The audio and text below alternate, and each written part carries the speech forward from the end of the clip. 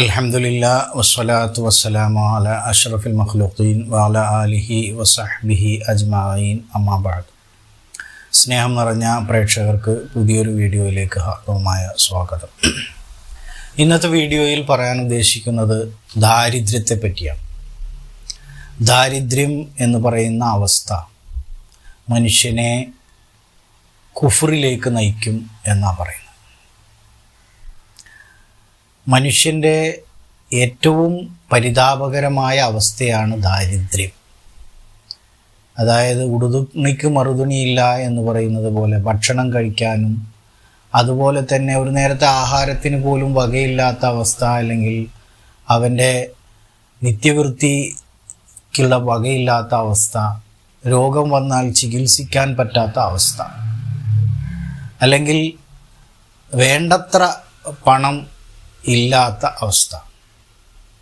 ഇതൊക്കെ ഒരു പരിധി വരെ നമ്മൾ തന്നെ ഉണ്ടാക്കി വെക്കുന്നതാണ് എന്നാണ് പറയാനുള്ളത്. ഒരു കാലത്ത് നമുക്ക് ആരോഗ്യവും നല്ല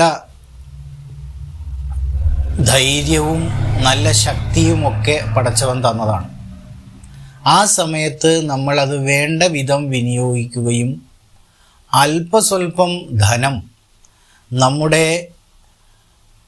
ശിഷ്ടകാലത്ത്, അതായത് നമ്മുടെ വാർദ്ധക്യകാലത്തേക്ക് നമ്മൾ മാറ്റിവെക്കുകയും ചെയ്യാതിരിക്കുന്ന സന്ദർഭത്തിൽ നമ്മളെ അവർ നോക്കും, നമ്മളെ ഇവർ നോക്കും, നമ്മളെ മക്കൾ നോക്കും, നമ്മളെ പേരക്കുട്ടികൾ നോക്കും, അല്ലെങ്കിൽ നമ്മുടെ അമ്മാവന്മാരുടെ മക്കൾ നോക്കും, അല്ലെങ്കിൽ നമ്മുടെ പെങ്ങളുടെ മക്കൾ നോക്കും, നമ്മുടെ ജ്യേഷ്ഠൻ്റെ മക്കൾ നോക്കും, അനിയൻ്റെ മക്കൾ നോക്കും എന്നൊക്കെ വിചാരിച്ച് നമ്മൾ അവരെ വാരിക്കോരി സഹായിച്ച ഒരു സന്ദർഭം ഉണ്ടായിരിക്കും. നമുക്ക് നല്ല ആരോഗ്യവും നല്ല ജോലിയും അതേപോലെ തന്നെ നമുക്ക് നല്ല പൈസയും ഒക്കെ ഉണ്ടായിരുന്ന സന്ദർഭത്തിൽ.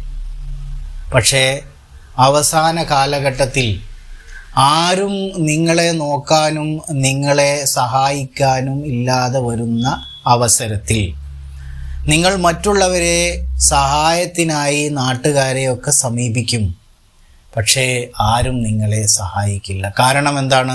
അവരുടെ മുന്നിലെല്ലാം നിങ്ങൾ വളരെ പ്രൗഢിയോടുകൂടി, വളരെ ആഡംബരത്തോടുകൂടി, അല്ലെങ്കിൽ വളരെ മാന്യമായി ജീവിച്ച ആളായിരിക്കും. അപ്പം അതുകൊണ്ട് തന്നെ ഒരു അന്വേഷണത്തിൻ്റെ ഭാഗമായി നിങ്ങൾ വലിയ പണക്കാരനാണ്, അല്ലെങ്കിൽ ഇപ്പോഴും നിങ്ങൾക്ക് നല്ല ധനമുണ്ട് എന്ന് മറ്റുള്ളവർ ധരിച്ചു വെച്ചിട്ടുണ്ട്. കാരണം എന്താണ്? നിങ്ങൾ ഒരുപാട് കാലം നല്ല ജോലിയിലും നല്ല വരുമാനത്തിലുമൊക്കെ ആയിരുന്നിരിക്കാം. അപ്പോൾ ഞാൻ പറഞ്ഞു വന്നത്, ഒരു കാലത്ത് നമുക്ക് നല്ല ധനം ഉണ്ടായിരിക്കാം. ആ ധനം നമുക്ക് നമ്മുടെ വാർദ്ധക്യകാലത്ത് ഉപകാരപ്പെടുന്ന രൂപത്തിൽ നമ്മൾ എടുത്തു വച്ചിട്ടില്ല എങ്കിൽ മക്കൾ പോലും നിങ്ങളെ യഥാർത്ഥത്തിൽ നിങ്ങളുടെ ഒരു ആഗ്രഹം സാധിച്ചു കിട്ടാൻ മറ്റുള്ളവരുടെ മുൻപിൽ കൈനീട്ടേണ്ട അവസ്ഥ വരാൻ സാധ്യതയുണ്ട്. അത്തരത്തിലുള്ള അവസ്ഥ നമുക്ക് ആർക്കും വരാതിരിക്കട്ടെ. അതിനായിട്ട് നമുക്ക് പ്രാർത്ഥിക്കാം. അതിനായിട്ട് നമുക്ക് തയ്യാറെടുപ്പ് നടത്താം. എന്താണ് തയ്യാറെടുപ്പ്?